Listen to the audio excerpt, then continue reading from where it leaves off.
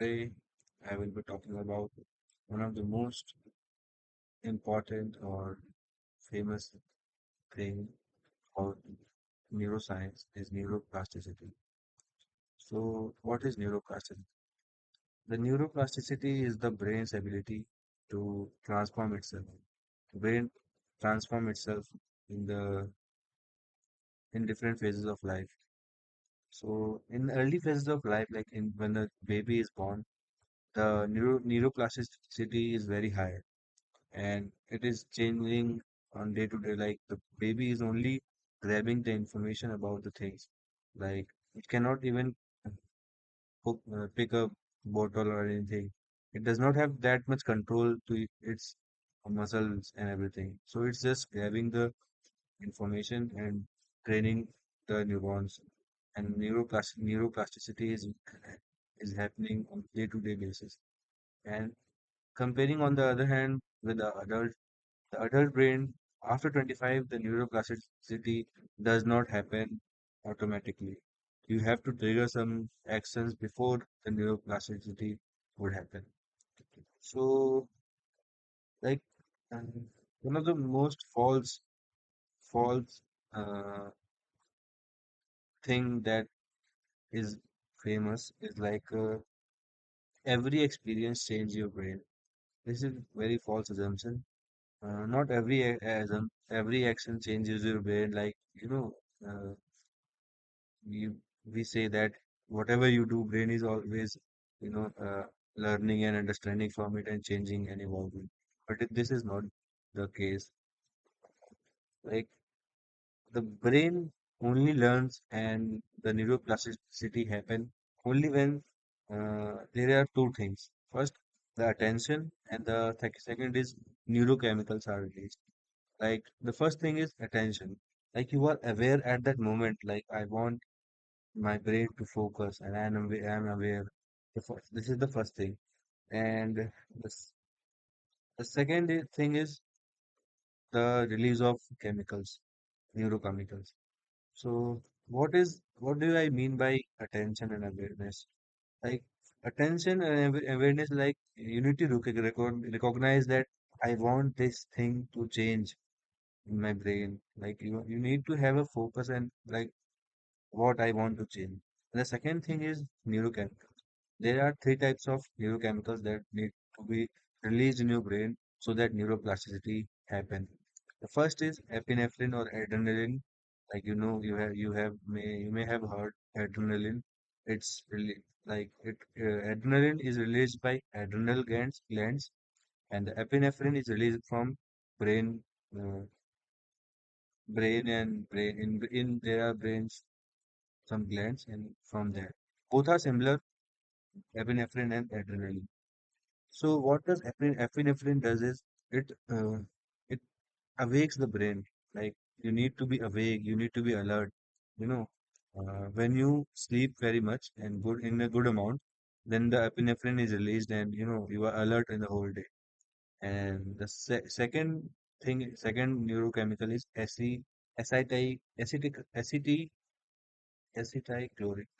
acetylcholine, and there are two types of acetylcholine. First is that is released from the brainstem, and the second is released from the nucleus basis, some other part of the body. So both are essential for the neuroplasticity to happen. And if you access all these three chemicals, brain has to change.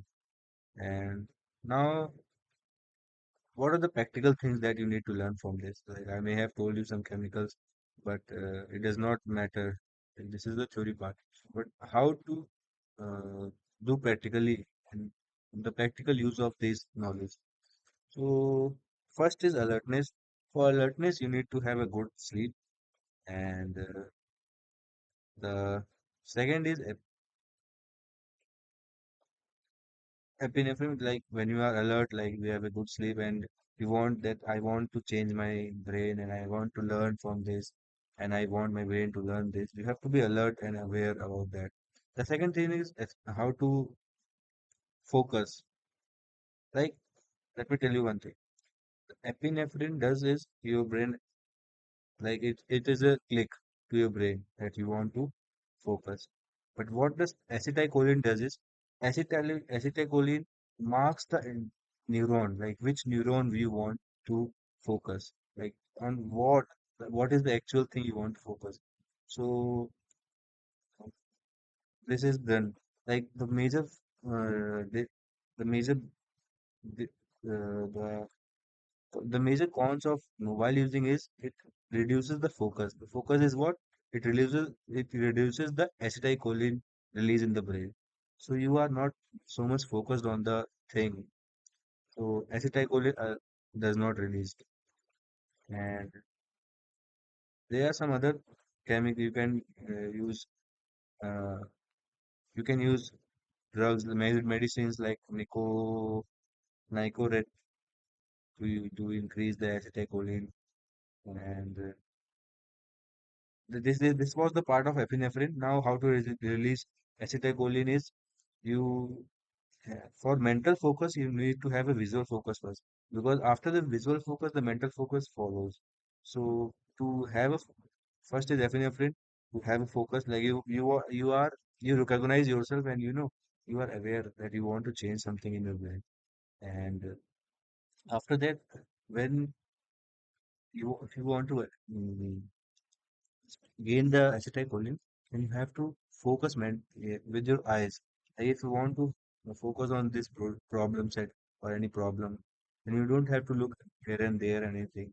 You just have to be close your eyes and you know the peripheral of the eyes. Like currently, I'm seeing everything, but when I focus on the particular thing, after some time, my brain also focus on that thing and acetylcholine releases.